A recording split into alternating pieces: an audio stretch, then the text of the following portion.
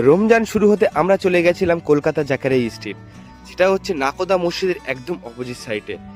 শুরু করলাম মহব্বতের শরবত দিয়ে, দাম ছিল মাত্র 20 টাকা, খেতে অসাধারণ ছিল। তারপরে নিয়ে নিলাম পায়েস, এটারও দাম ছিল মাত্র 20 টাকা, খেতে অসাধারণ টেস্ট ছিল। তারপরে একটু আগিয়ে যেতে দেখলাম মাংসই মাংস, যেদিকে তাকাই মাংস, দেখেই তো লোভ লাগছিল। তারপরে চলে গেছিলাম দিল্লি সিক্সে, ওখান থেকে অর্ডার দিয়েছিলাম চিকেন ফ্রাই, এদিকে দাদা ফ্রাই করছিল। দাম নিয়েছিল মাত্র 100 টাকা, খেতে কিন্তু দারুণ ছিল। তার সাথে দিয়েছিল পেঁয়াজ, আরও খেতে ভালো লাগছিল। আমাদের এদিকে শাহিদ ভাই বলছিল খুব ভালো টেস্ট। তারপর একটু আগিয়ে যেতে দেখলাম আরও অনেক খাবার ছিল।